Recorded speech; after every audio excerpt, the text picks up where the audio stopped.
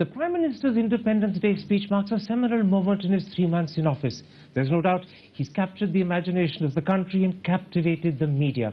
But he's also raised interesting questions about his political style as well as his political thinking. With me to discuss those issues is one of India's foremost political thinkers, Harvard Professor Pratap Mehta. Dr. Mehta, writing in the Indian Express on Saturday, you compared Narendra Modi to the former French President Charles de Gaulle, who you said was in his time once described as a Republican monarch. What exactly is the point you're making? Well, that comparison was meant to be suggestive, not literal. But I think two things are very important. One, that here is somebody who claims to personify the power of the people in him directly, without the mediation of any other kind of institutions. And second, I think the enormous centralization of power. So it's a form of kind of democratic centralism that Mr. Modi represents. This seems to suggest something akin to kind of de Gaulle's sort of slightly right-of-center authoritarianism. It's very interesting that you say both de Gaulle and Modi personify the people in themselves. And in fact, you write in your article, Modi has the unique ability to wield authority and yet personify the people. Is there a danger that at some point Narendra Modi could become a powerful demagogue? Whenever there is that degree of concentration of power, there is always a danger. And I think in Mr. Modi's case in particular, his great achievement in a sense has been to create his own power from nothing, literally. But the danger of that is that all the other intermediating institutions, including his own party, by the way, actually will be so weakened in comparison to his own authority that danger is always there, and we have to be vigilant about it. He has to be vigilant about it. In fact, what you're saying, the bigger Mr. Modi becomes as a personality and as the dominant prime minister, the greater this danger of demagoguery as well. Absolutely. Well, there are two dangers. There's the danger of demagoguery, and then there's the danger that you, in a sense, hear your own voice. You can get trapped in an echo chamber very easily and begin to believe your own voice. And begin to believe that your own words are actually translating to action into the ground when they're not. So there's a real sense in which you're forewarning the country about this possible danger. Yes, this is a warning and not a description as yet. Now, in fact, you also make this point in your article in the Indian Express, that Charles de Gaulle could be authoritarian. At times, he could even be dictatorial. You say that, in fact, he often treated his cabinet colleagues as school children. Cabinet meetings were not discussions amongst equals. They were actually ministerial reports to someone who was acknowledged quite clearly as a superior. Is that another danger in the Modi case? That seems to be, I mean, from all the reports one's getting, it doesn't seem to be a cabinet that's prone to very free and open discussion, and you often get the sense that people are scared when they're speaking to him. How far this is true remains to be seen, but certainly I think that's the reputation the government is acquiring. And this is another warning that you're sounding. It is a warning, and it's meant in a constructive way. Now, in the context of that warning and in the context of what you said that Mr. Modi compares in some sense with Charles de Gaulle, let's come to how you view the actual content of Mr. Modi's speech from the ramparts of the Red Fort. You say that, in fact, the most convincing part of the speech was when Mr. Modi spoke about social issues. You say he addressed unpalatable truths with rare political directness, conviction, and lack of embarrassment. In a sense, the point you're making is that only Mr. Modi could have done this. No other politician could have done it. Only Mr. Modi could have done it for, I think, two reasons. One, because, as I said, he I think, claims a mandate directly from the people. His authority is not dependent on anybody else. He can claim to be one of them. Second, I think we have to accept the fact that he does represent a major shake-up of the Indian power structure. Almost any other politician saying it. Jairam Ramesh, for instance, tried to say, toilets, not temples. There is always this kind of hint of upper-class condescension that it always carried, and other, in a sense, politicians who have emerged from backward caste groups, I think they were so keen on pointing out to the fact that they wanted to escape from that condition, that it was very difficult for them to articulate a truth that all of us know to be the truth. But because Mr. Modi is so obviously of the people, he can say this without patronization and condescension, and he has no embarrassment saying it either. He's both of the people, and he also represents a new form of social mobility. In some ways, he doesn't have that kind of aristocratic veneer about him. The negative side of this is the possibility he could become a demagogue. The positive side is it gives him unique power to address social issues others didn't have. Absolutely. I mean, he has the kind of legitimacy at the moment which almost no prime minister in the last 25, 30 years has had, and it's a wonderful opportunity for him. Let me put to you the sort of response someone like Kapil Sibal gave me on the weekend. He said that whilst Mr. Modi's comments about rape, cleanliness, the need for bathrooms, the skewed sex ratio were admirable and very welcome, they were insufficient. And because they were insufficient, he said they were just sound bites. He said to be effective and meaningful, the Prime Minister would have to launch a social movement. Would you agree? I mean, I agree that the words by in and of themselves are not sufficient. But I think what is remarkable is the fact that he raised this issue to a central tenet of political faith. I mean, the idea that this is the most important challenge, that our biggest failures are not state failures, market failures, but they are social failures, particularly on gender, particularly on cleanliness, particularly on sanitation. To give it this kind of political visibility itself is a good start. That is the first point in a social revolution, right? You know, it's very interesting the way you characterize the social issues that Mr. Modi raised. You said each of these are examples of social failure. And the question that comes to my mind is this: can any Prime Minister, no matter how truly he is of the people, as clearly Mr. Modi is of the people, but can even Mr. Modi change society, break down long ingrained habits simply by admonishing and chiding people? Because that's all he was doing at the moment. Well, I mean, you know, given the kind of platform the 15th August speech is, that's all he could do. I think on the sanitation side, very frankly, he has set some very, very clear targets and goals, and also put in place an institutional scaffolding that just might actually work. But on issues like gender and so forth, he was telling us very clearly that it has to be all of us putting our energies behind this kind of social transformation. At the moment, on issues like cleanliness and rape, on the way we bring up our children and the responsibility we have to as parents take if our sons become rapists, on all those issues, Mr. Modi was cajoling, admonishing, chiding. His challenge is to find a way of going beyond it to ensure that his chiding actually produces an outcome. Absolutely, and so long as he remains credible, his task will be easier. The minute the government loses credibility, even this chiding and cajoling will stop working. And therefore his credibility is absolutely intrinsic to whatever success he can hope for in terms of changing social attitudes. Right, absolutely. And he has to begin by saying that, look, I'll transform government, I will do my job. Which will then give people confidence that their energies will not go in vain. Let's then come to, in fact, how he transforms government, because if you paid attention to the political aspects and elements of Mr. Modi's speech, there was a very strong plea for political reconciliation. He praised previous governments. He said he wanted to rule by consensus, not by majority. And once again, the opposition turned around and said, these are pretty sounding words, these are just sound bites, because the sad fact is Mr. Modi's actions often don't match up to his sentiments. Would you say that, for instance, the fact that the leader of opposition matter is still not resolved and the whole budget session is over and it remains unresolved, in a sense, proves the opposition's skepticism to be correct? Well, I mean, I think Mr. Modi does talk at a very high level of abstraction whenever he talks about reconciliation. Look, let's be very clear. Politics is a game of hard knocks, and nobody gives power away willingly. I think we have to be clear that, and the opposition has to find ways of creating its own power. It's not going to be given to if it goes around begging for it.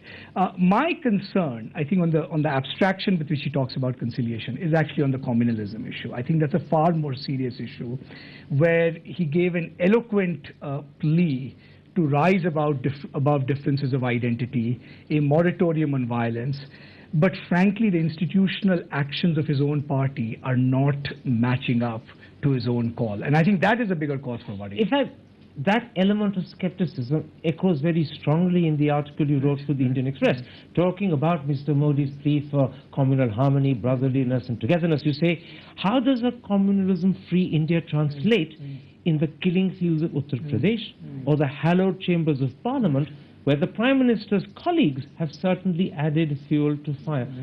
You're actually suggesting that there are many instances where when Mr. Modi talks about communal harmony, either his actions or sometimes his lack of action, shows that perhaps there's a big gap he needs to fill, and that gap is one of credibility. The most effective action he needs to take is to stop the unruly elements in his own party derailing what he claims to be his agenda. UP is very fragile, and the conduct of BJP politicians is not helping. The choice of Adityanath as a main speaker in a debate on communalism did not send the right signal.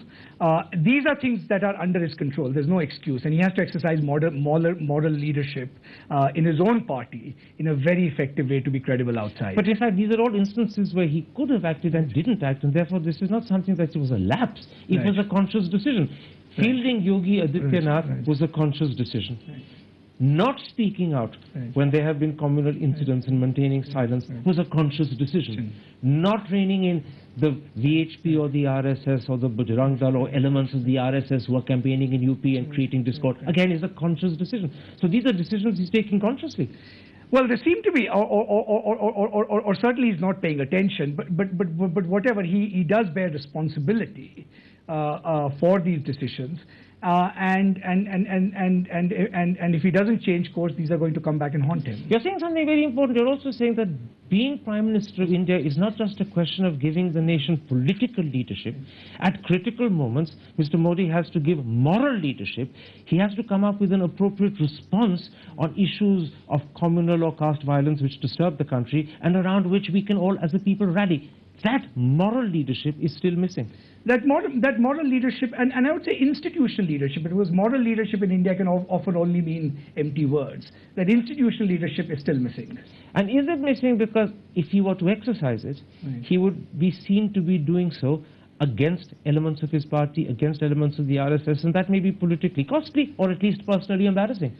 Well, I'm not sure it's personally embarrassing given the kind of mandate it is. I mean, I think the cynical view would be that, they are actually playing a certain kind of politics in UP, and they hope to capture power in UP with this kind of politics. And if that is the game they are playing, it's going to be indeed a very dangerous game. But if it's not politically embarrassing or personally embarrassing, then why isn't Mr. Modi rising to the occasion? Because clearly he wants to be a successful Prime Minister. He must know that his silence is raising questions about him. Why then is he silent? Well, it's hard to know what he really thinks. But I think sometimes it does happen to people in power that they don't realize the significance of their own omissions. They become complacent. I mean, I think the analogy is Congress party in Andhra Pradesh, right, where they got complacent even though they knew the potential of how much Andhra politics could destabilize the country. And I think UP is in the same position. You're saying a very important thing. You're saying Mr. Modi needs at some point in time to sit back and reflect upon his 3 months as Prime Minister and say to himself, there are moments when I've been silent and I shouldn't have been. I need to learn the lesson from that. In future, at such moments, I must speak out. I must be seen to give some guidance and leadership. And that is what he promised the country. In fact, one of the one of his USBs was supposed to be that he would actually not abdicate and let things pass by through sins of omission. And now there's a hint that by being dilatory, he's abdicating. Absolutely. On this particular issue, at least. There is, in fact, in that article you wrote for the Indian Express, also a clear warning that you give Mr. Modi. You write, when you incarnate the people in you, it gives tremendous power and confidence.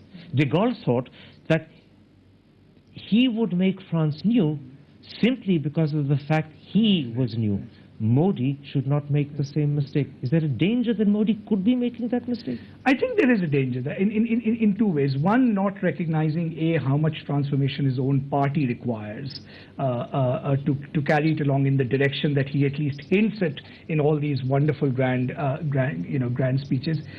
Second, my own sense is that I think he understands some of the hardware of building the nation, infrastructure and so forth, but how do you actually put in place the institutional software that will actually realize the vision that he promises us? He seems to be a little bit at sea on those kinds of issues. To conclude this particular bit of the interview, there's a very interesting conclusion we seem to be approaching, which is that Mr. Modi's tremendous and well-deserved success as Prime Minister when he delivered that impressive speech from the ramparts of the Red Fort has drawn attention to his strengths, but it's also drawn attention to certain weaknesses or certain failures on his part. His success itself has highlighted those weaknesses. Exactly. I mean, when the great communicator does not communicate on the big moral issues, there is obviously a paradox there that needs to be resolved. And in a sense, that paradox is created by the success of his speech. Absolutely. Let's come to what for many was the most striking announcement made in that speech, the abolition of the Planning Commission. Do you believe that, in fact, it's outlived its utility, or do you think Mr. Modi has been a shade hasty? Well, I mean, I think he did need to send a very strong symbolic message that he intends to do things differently. And the Planning Commission had become, in a sense, the classic symbol of an old way of doing things, of an ancient regime, of an old economy. So, to that extent, getting rid of it is not a bad idea. I think the real test is going to be what is he going to put in its place. Who will do the various functions that the Planning Commission perform that still needed to be done. For example, some form of interstate transfers, at least the ones that went through Planning Commission.